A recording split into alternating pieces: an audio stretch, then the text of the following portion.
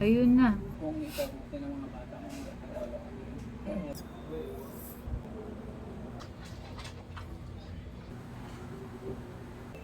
Hi guys! Today is the day. Papaayos na tayo ng ilong. Ang napili kong doktor si Doc Mark C. ENT, Plastic and Reconstructive Surgeon siya. Ito yung Facebook page nila, Doc. Ayan. At ito naman yung result ng laboratory na pina-request niya. Medyo marami at may kasama pang x-ray. I-flash ko dito yung mga laboratory test na ni-request ni Doc. At ayan, nakapasa naman ako sa lahat. Dito na kami guys, yung black building na yan. Quad Clinic. Park tayo dun di.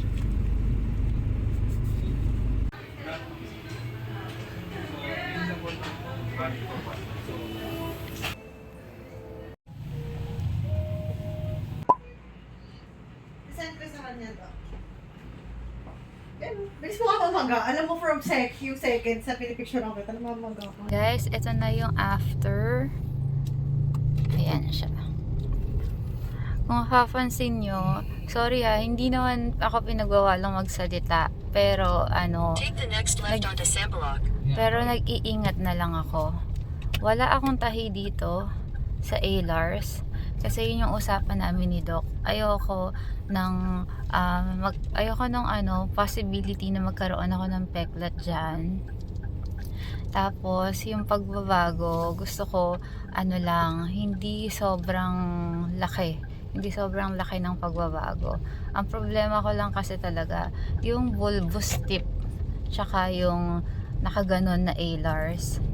Pero, meron namang solusyon dun sa nakaganon na A-Lars. Maliban dun sa alarplasty or yung tatahian ka dito. Yun yung ginawa sa akin nila, Doc. Parang sa loob sila kumuha. Sa loob sila nagbawas. Operation, tumagal siya ng 3 oras. Ito, ulo natin. Ngayon, dami. Hindi naman. Konti lang. Naramdaman mo o... Naramdaman ko. I mean, mararamdaman mo nasa loob agad. Oo. Pinriff na ako doon guys na may tutulog. Kaya pinag-ready ako ng tissue. Sorry ako, parang hirap ako magsalita. Iniingatan ko lang siya. Pero sa totoo, pwede naman. Kaya nga lang, ako na mismo yung nag-iingat. Kasi importante na hindi magalaw ito. Yung pinaka-tip. Doon kasi ako may tahi. Guys, nasa bahay na kami. Tignan niya siya.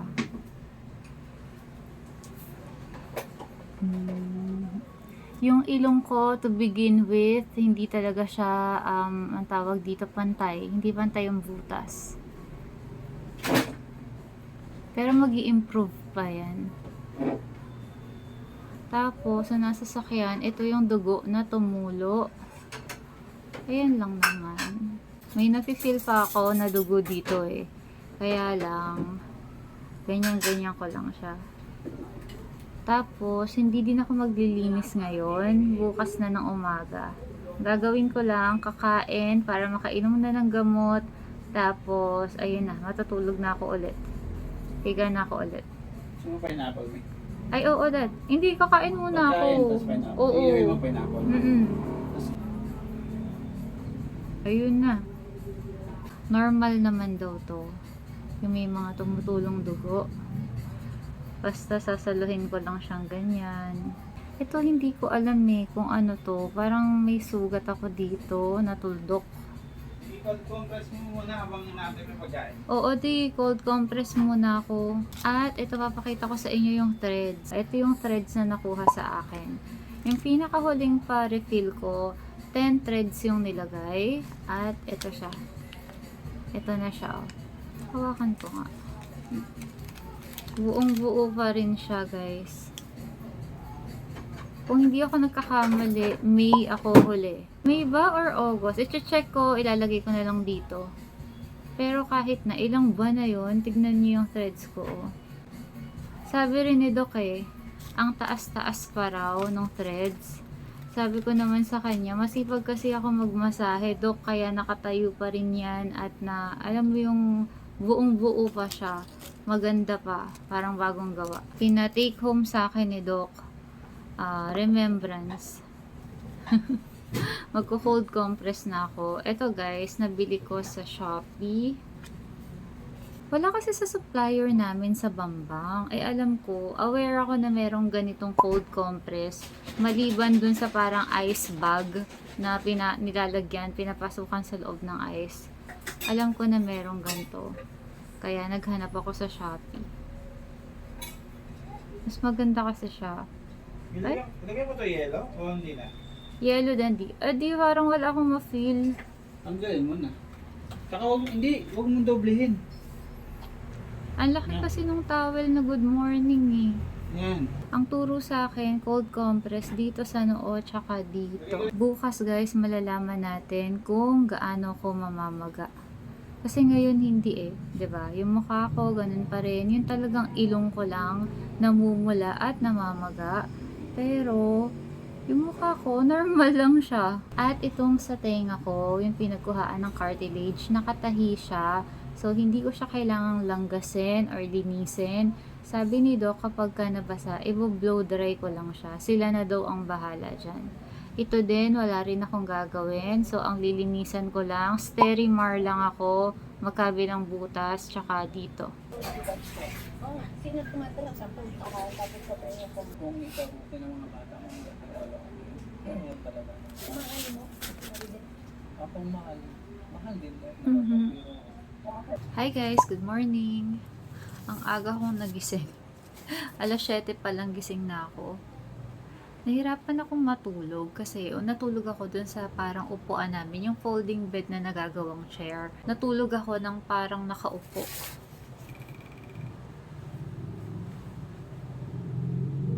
Kahapon, ang dumudugo sa akin, yung kaliwa. Ngayon, ito. Nahirapan akong matulog kasi sanay akong matulog ng nakatagilid, magkabilang side. Tapos parang medyo nahirapan pa ako dahil nga naiipit to ng ng neck pillow yung tenga ko. Yung tenga ko nung madaling araw nag-start na siyang sumakit. Nawala na yung pampamanhid niya. Nung madaling araw, siguro mga nasa 15 to 20 times may tumulong dugo dito sa kaliwang ilong ko. Kaya hindi rin ako gaano nakatulog kasi ramdam ko siya. So nagigising ako, kuha akong tissue, igaganon ko lang siya. Paggising ko kanina, tumingin agad ako sa salamin kasi ina-expect ko sobrang magana ako. Ang pinakamagang days pala guys, day 1 and day 2. Day 1 ko ngayon ng healing. Ito na yung mukha ko. Cold compress lang habang inaantay ko yung food. Binili na ako ni Bray ng lugaw. Lugaw na may itlog, tsaka tokwa. Sa pagkain, wala namang pinagbawal sa akin si Doc. Tinanong niya kung meron akong food allergies, wala naman. So sabi niya, okay lang kumain ng itlog, ng manok, pati na rin ng, ano po yung isa pang malansa di? Itlog, manok, isda. Ayun, isda. Okay lang daw yun. Makakatulong daw sa akin yun sa mabilis ko na pag-recover dahil matataas sa protein yung mga pagkain na yun. Mamaya din, pwede ko na tong linisin yung ilong ko. Sa totoo lang guys, sabi ni Doc, ngayon, kasi kahapon kami nag-usap, diba? Bukas daw, ngayon na yun, pwede na akong maligo. Alam mo yung parang normal lang. Kung mabasa daw, patuyuin ko lang. Itong sa tenga naman, i-blower ko lang. Pero parang ayoko pang maligo ngayon. Tapos, hindi daw ako pwede na lagi lang nakahiga, nakaupo. Maglakad-lakad daw ako. Yung parang normal na ginagawa ko. Siguro para bumaba agad yung swelling. Thank you, Di. Ay, mali pala ako, guys. Sabi ko kanina, yung maximum swelling first and second day. Second and third day pala. Post-op.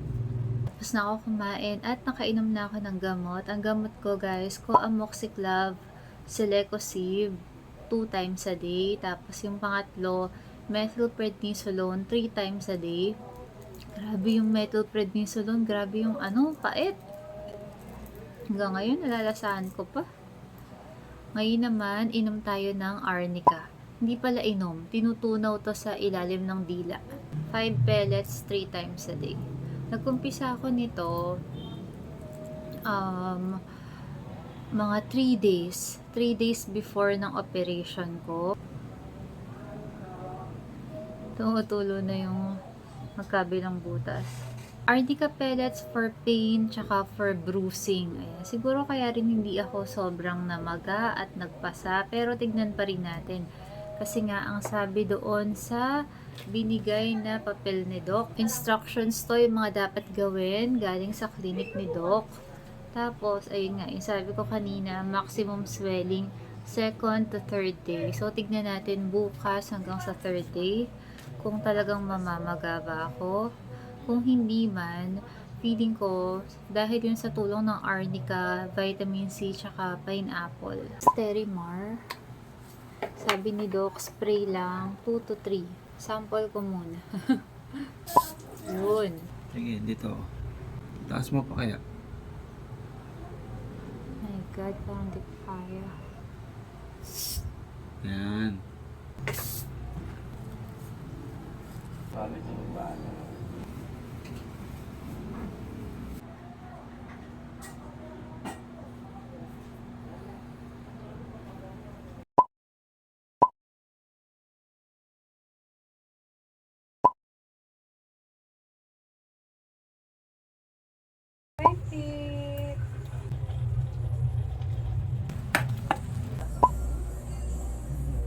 Paliguan ako ni Bray, guys. Fresh na ako. Ako na yung pumili na hindi yung muna maligo. Kasi natatakot ako. First time ko ring magsa-skincare ulit. Pero kahapon, nakapagilamos na ako ng facial wash ko talaga. Ayoko kasi nung micellar. Parang feeling ko ang pula-pula ng mukha ko. Dalawa pa naman yun, buy one get one, nabili ko sa Watsons. Magsa sunflower oil na lang ako sa katawan. Bus na.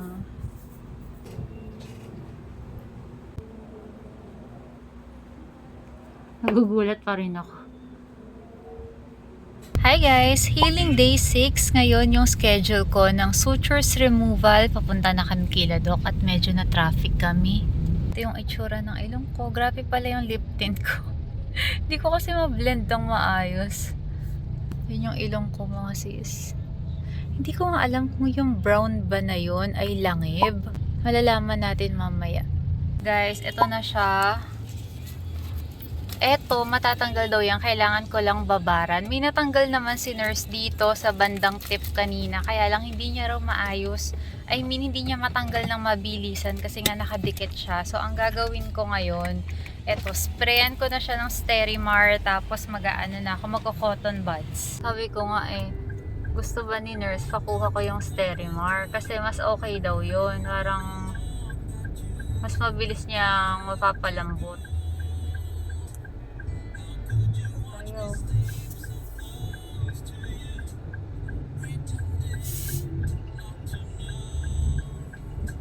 Nilinis din yan. Hindi. Hindi nilinis. Talagang tinanggal lang yung Madikit pa nga din ako dito. Oh. Ibabad lang natin. Wait lang natin. Bababadan ko lang to ng ganyan.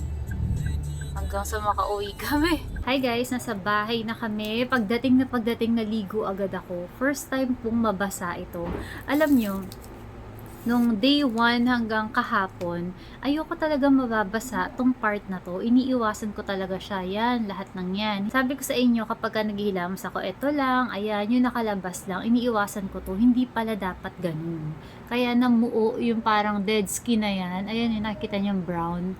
Dahil nga hindi ko siya binabasa. Pero, nilalagyan ko naman siya nito. Pero hindi siya enough. Nakita ko na rin yung tenga ko. Ito siya. Pakita ko sa inyo. Pina-video ko kay Bray. Grabe, mas namasapa yung tenga ko kaysa sa mukha ko. Kita nyo yung butas ng ilong ko. Mas maliit to. Pero mas maliit talaga siya ha. Tapos idagdag mo pa na ito namamaga pa to. Yan. Sabi ni Doc sa labas, akala mo okay na, hindi na namamaga, pero namamaga pa rin yan sa loob. Dito, meron akong pasa. Gagawin ko na lang ngayon, ay, ayan, bababadan ko siya para lumambot. At nga pala guys, kasama na ako sa GC ng Quad babies. Ayan, yung mga ginawaan ni Doc Marksy. Inad ako ni Miss Nisha. Si Miss Nisha, nakita ko siya doon sa Rhinoplasty group. Nag-post siya doon. Tapos nag-comment ako. Sabi ko, ako din, ginawan ako ni Doc, ganyan, ganyan. Tapos kanina, nag-reply siya. At ayun nga, sabi niya, i-add niya ako. Syempre ako, gusto ko. At ayun, medyo marami-rami na kami doon. Nasa 90 plus. Kung may balak din kayo magpagawa, guys, sali kayo sa mga Rhinoplasty groups. Ito, ayan. Sali kayo sa mga yan. Huwag kayo magmamadali. Mag-research kayo. Tapos dapat, alam mo yung peg mo. Pero hindi ibig sabihin na kung ano yung peg mo, yun yung masusunod ha. Kasi nung first consultation namin, online consultation namin ni Doc, tinanong niya ako kung ano yung peg ko. Ako wala naman talaga. Ang gusto ko lang talaga numipis yung bulbous tip. Tapos medyo lumiit yung A-lars ko. Sabi ko nga sa kanya, yung taas, okay na sa akin yun. Yung high ko nose ko, okay na yung taas na yun. Pero, sabi niya, mas maganda daw kung medyo itataas pa natin. Basta bagay daw sa mukha ko yung gagawin niya. Nasunod naman yung gusto ko. Tignan nyo to, hindi siya sobrang taas. Eto ha, ayan. Ito naman, bababa pa yan. Namamaga pa kasi siya. Yung presyo pala guys, eto.